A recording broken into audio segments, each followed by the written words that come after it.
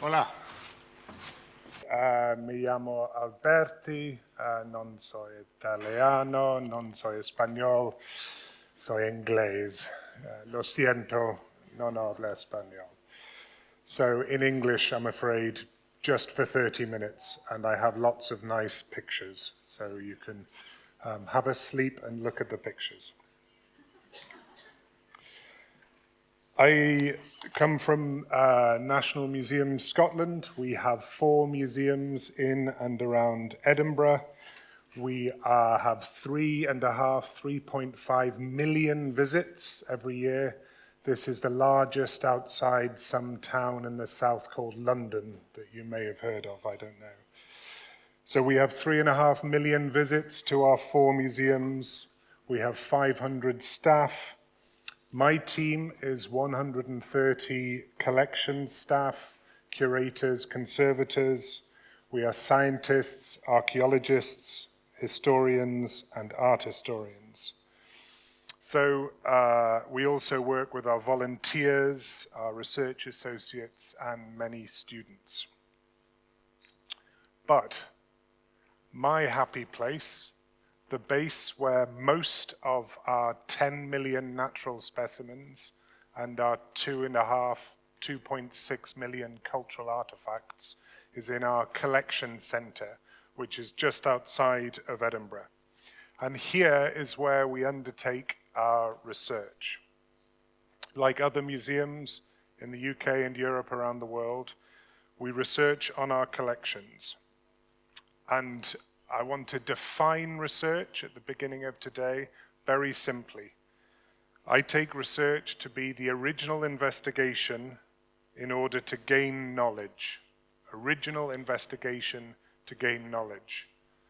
Now that's a simple definition for what is a very complex task, as you know.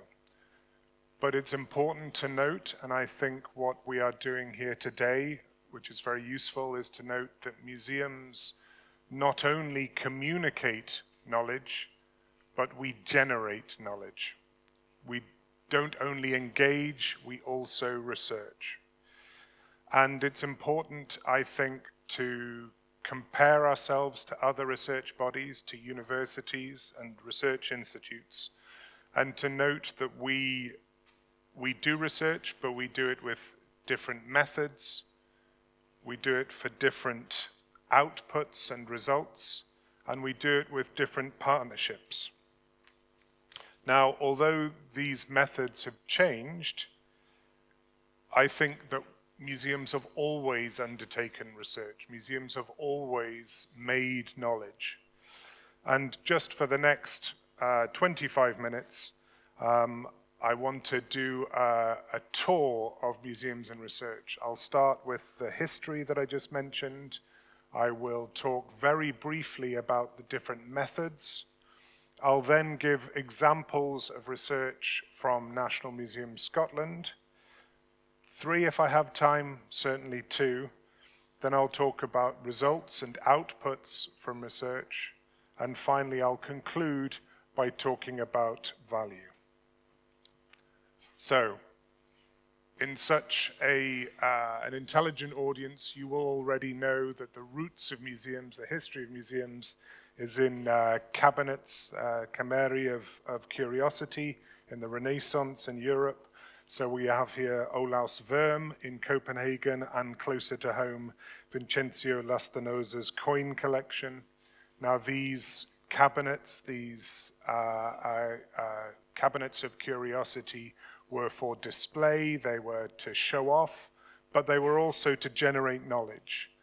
It was different kinds of knowledge to what we have now, but it was knowledge nonetheless. The peak, however, and where most of our collections come from in Europe, was in the decades around 1900. So around about 1880 to maybe 1930, this huge expansion in European and North American museums. I give examples here of new buildings for these collections built all within about 5 years, around 1890.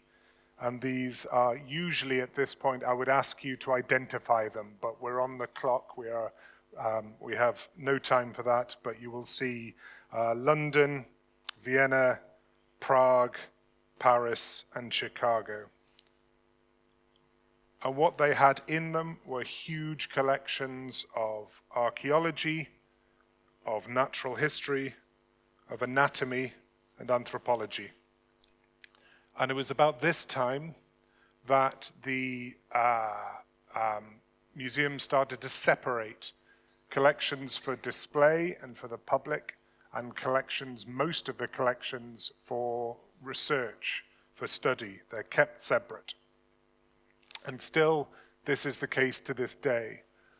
If I can focus on natural history for a moment, this is from the American, in the United States, the National Museum of Natural History in the Smithsonian, this picture. So the Natural History Museum in London has, now we are proud of our 10 million specimens. In London they have 80 million, 80 million. In the National Museum of Natural History in Washington, D.C., they have 150 million. And then around the world, we think around 2 billion natural science specimens. Now, less than 1%, tiny fraction is on display. The rest are there for research, or it's not worth having them at all. So, to take a step back and think about not only specimens, but also cultural artifacts. The way I think about museum research involves 5 loosely defined methods for studying collections. I won't go into detail, but in short, you can look at them. You can look at them beside images and texts. You can touch them and use them, and this is my former student, learning how to type on a historic typewriter. He's too young to remember using them, himself. You can compare them, and so the reason we have 2 billion natural history specimens is because we compare them. It's in the relationships between the specimens that they have value. We can look at them very closely with microscopes and scanners and CT scanners and so on. And we can analyze them. Destructive analysis, taking small samples of DNA, ancient DNA, environmental DNA, and so forth. Or you can take samples of, say, archaeological artifacts to understand their composition, what they're made of. And I will note that today I'm largely, this scheme for methods is largely focused on object research. Museums also undertake research, of course, into our audiences and into our practice and into our networks. But this is a focus, this scheme for methods is focusing on material study, whether natural history or cultural artifacts. So, I want to introduce 3 examples of research we are doing at, or involved in, or collaborating on in National Museum Scotland. The first is my own project, so I'm very proud of this and will probably talk most about my project, of course. And this is a project looking at how museums collect and display the Cold War, largely in Northern Europe. So at National Museum Scotland, we worked with the University of Stirling, where I'm affiliated. We worked with museums in England, the military museums, the Imperial War Museum, and the Air Force Museum. We worked with a partner museum in Norway, the Aviation Museum in Bøde in Norway. And we worked with a museum in Berlin, the Allied Museum. And so we looked at different collections, and we asked how they got there and why. And it may not surprise you, most collections, the most obvious collections, were military collections, especially aviation aircraft. This is a nuclear bomber we have at our aviation museum in Scotland. But we also looked at all the other sorts of material that, even though it wasn't always collected to represent the Cold War, we found a lot of material around design, art and design. We found a lot of social history material, and we found a lot of material around peace and protest. So we asked these broad questions of how the material came to be in museums, how museums have displayed it, and how they could display it. So it's a very practical, this is what I mean about museum research having different outputs. This project had practical outputs in that we put together an exhibition, which I'll come back to. And we also looked at, and I talked about audience research. We have, it's a 3-year project. We have, 2 months left, and we are talking to audiences. We are looking at how people respond to Cold War material on display. We look at the difference between those of us like me who remember the Cold War and those of us like many in the audience who are too young to remember the Cold War. And we're really interested in that difference. So we are looking at objects, we are looking at displays, and we're looking at audiences. We produced 2 books. This one here is the book that goes with the exhibition, and it came out in the summer. And the book on the right was published open access. We're very pleased about this. It can be accessed by anyone. And it was published on Friday. So we're very proud about that. It happened much faster than we thought. So we were rather taken by surprise, but that's accessible on the Routledge, the publisher's website. So with the one, we are looking to engage with a wider audience. We're looking to engage with visitors. It's available in the shop. It's about Cold War history in Scotland, whereas the other book is a collection of essays by different collaborators from across Europe and North America, and is much more an academic analysis. So we're trying to reach different audiences, different readerships with our research. And we have still in the museum an exhibition that goes on Cold War Scotland, so it goes with the book on the left.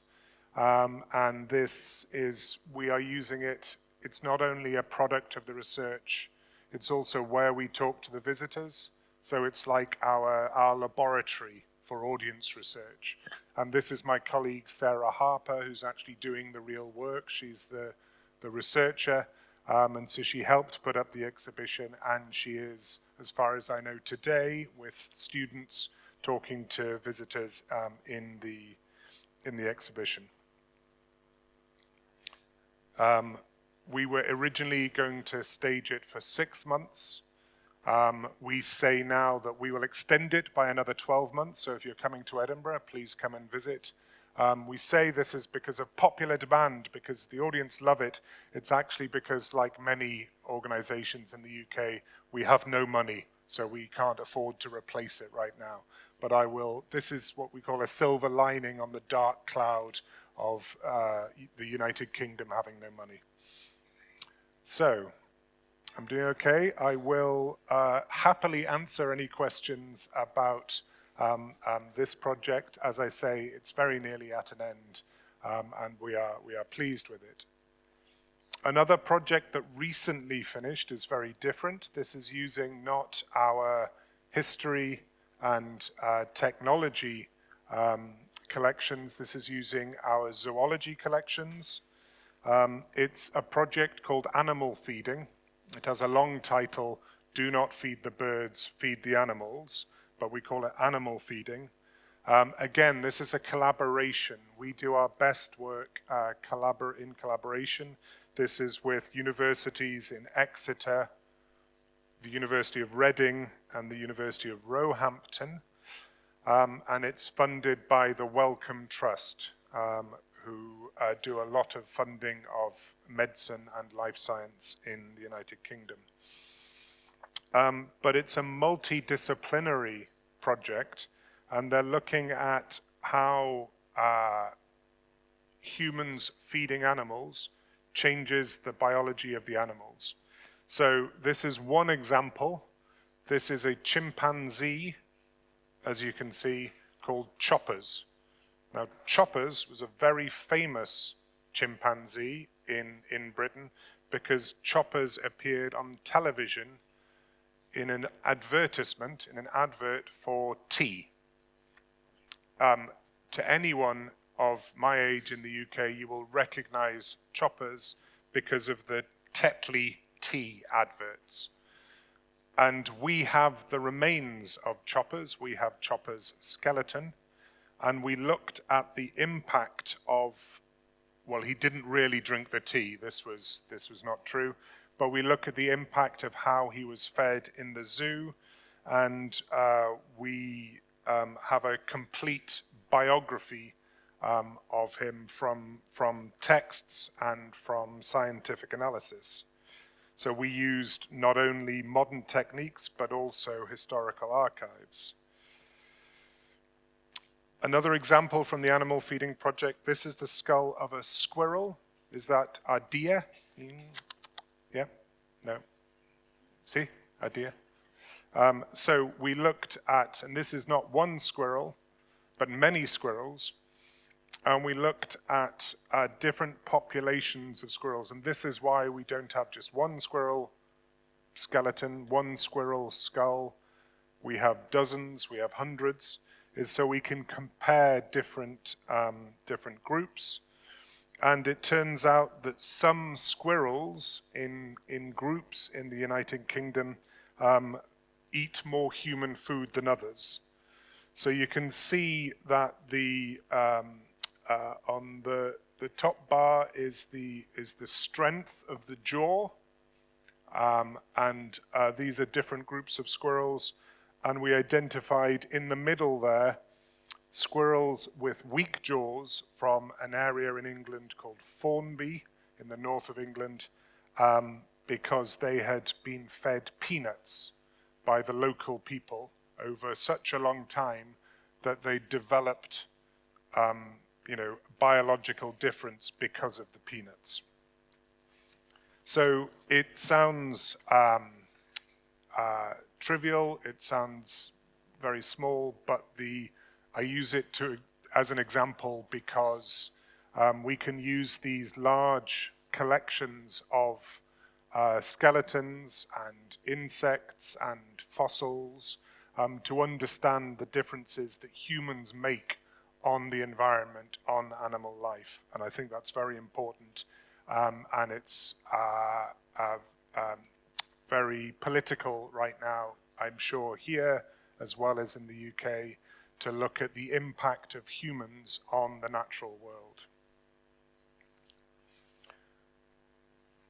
The third example of a research project I want to give is very different again. This uses not the history, not the technology, not the zoology specimens, but our arts and culture from around the globe, our global arts collection, what we might call ethnology, including as well art history. So in the UK, as I'm sure here, we are looking closely at how our collections developed during the period of empire. We're looking at the colonial history of our collections. So that big period with the big buildings, 1880 to 1930, this is of course the big period of the British Empire.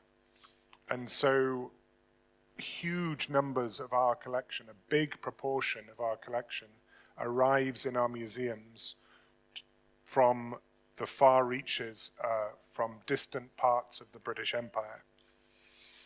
And what we wanted to do is to set out to understand more about how those colonial connections, and we're talking about connections today, how the colonial connections connect with our audiences and our communities in the UK today. So this was, again, a project of collaboration with other museums this time, with the Royal Museums Greenwich, which is the National Maritime Museum. And we and the Greenwich Museum were the hub, and we had 8 museums as spokes. So the model is of a wheel, we are the hub, and the other museums are the arms of the wheel. And the aim was to bring different voices, different audiences to museum research. So in the Cold War research, it was historians like me. In the animal feeding research, it was scientists. This project called Exchange, mea culpa, project, not progetti. This is not a proper word. We worked with community groups. We worked with people descended from countries that Britain had conquered as part of the empire. So we worked with people from people whose families were from Africa, Asia, and the Caribbean.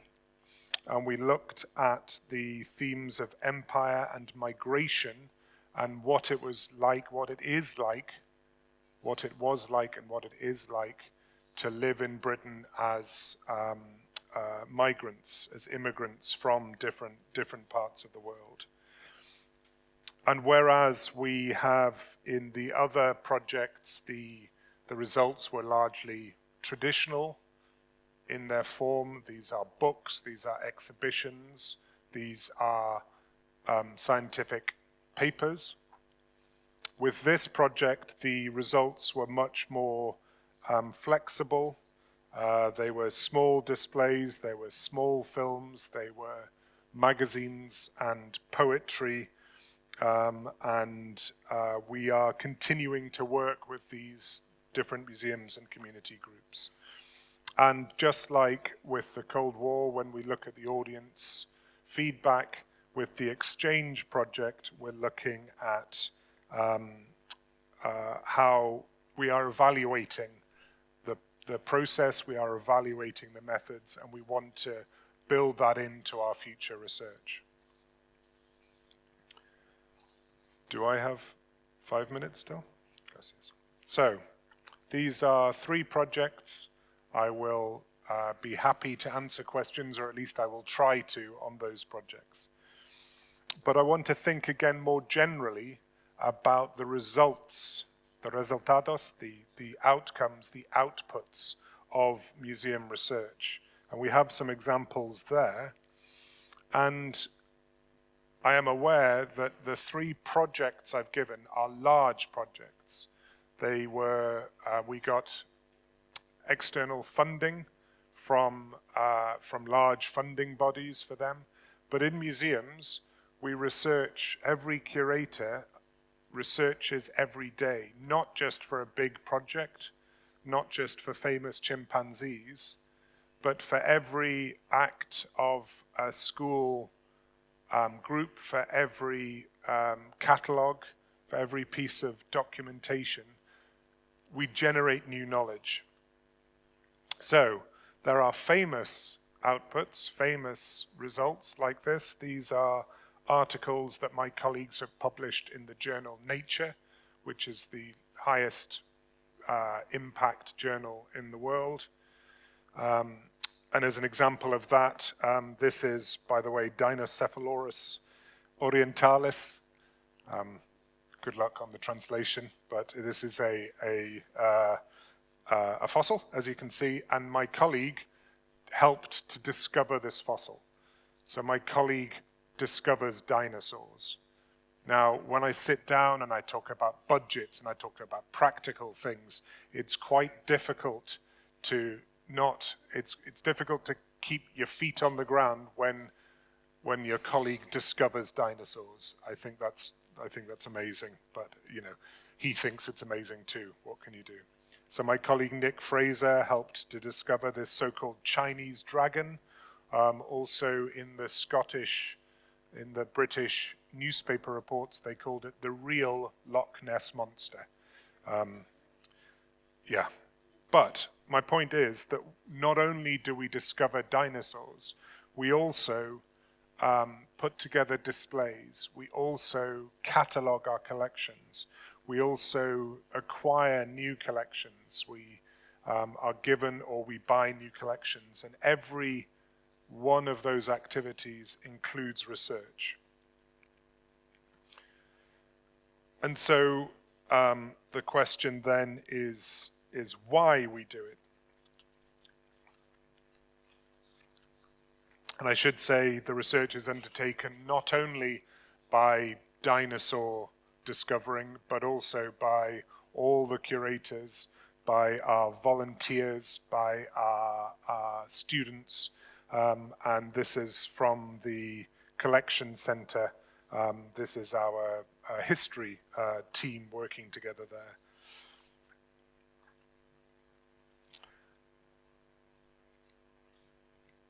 So the question then is why? We research in order to make impact. We research for social impact. We research for environmental impact. And we research for economic impact, for value. And so I will just finish by talking about the work we are doing on our natural science specimens. We are digitizing. So as I said, we have 10 million specimens. We want to digitize. We want to get the data and the images from all of them. This is a big job. But in the UK at least, and I think this is common around the world, of these 2 billion specimens, only 5 to 10% only 5 to 10% of them are catalogued and is the data available.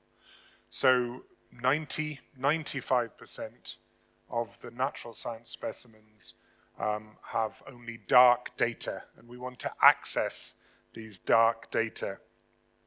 And after this meeting, I will go on to Madrid to meet natural science directors from around Europe to talk about a project across Europe and with America to try to digitize this material. And one of the reasons we do so is for economic benefit. This, you can just see at a glance, is an impact assessment that the Natural History Museum in London made of the economic impact of collection research. Now, they estimate that the money generated by the research on their collection is around £2 billion, 2 billion UK pounds sterling.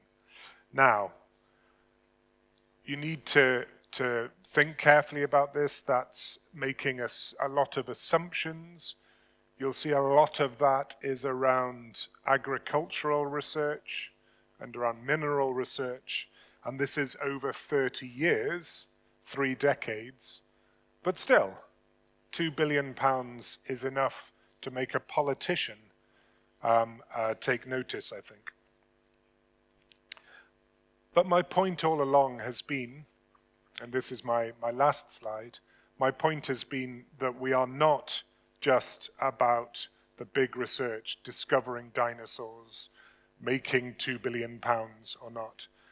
Every small act, every small display, and this is a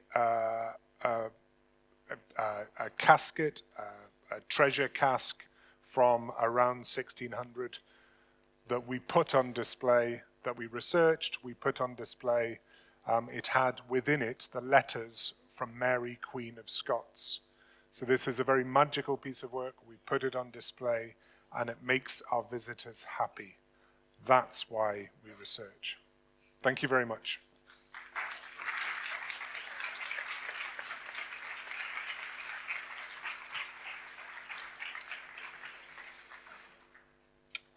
Moltes gràcies, Sam. Tenim una pregunta online per tu. La Maria José Serrano, de València, ens pregunta que li agradaria molt si pots explicar amb una mica més de detall el projecte Change per tal d'entendre una mica millor el seu funcionament.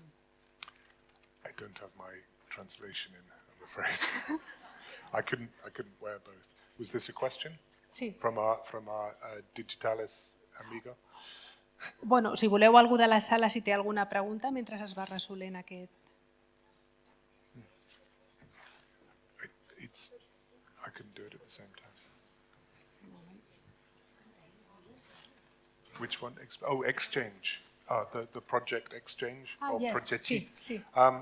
The project Exchange was a very innovative project where we worked not only with curators but also with community groups.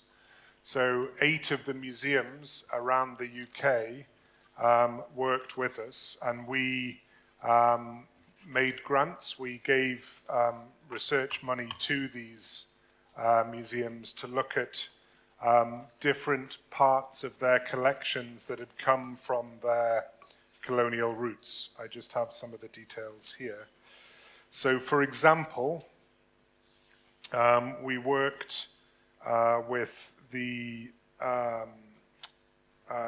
David Livingstone, this British explorer who spent a lot of time in exploring, so-called discovering Africa. There is a David Livingstone Museum in Scotland. We worked with African communities who live around this museum to look at a material that he brought back with him from his exploration. And of course, David Livingstone did not explore Africa on his own. He had a large group of African people with him, and they uncovered stories from his travels by looking at the other people who traveled with him. Okay. So it's about moving away from a history of museums that just involves, forgive me, dead white men. We want to look at other people as well, and it's all about stories. Molt bé, moltes gràcies. Espera't, sí, passi de cara. Gràcies. No sé si a la sala hi ha alguna pregunta i us podem passar un micro. No? Doncs et donem les gràcies, Sam, per la teva ponència.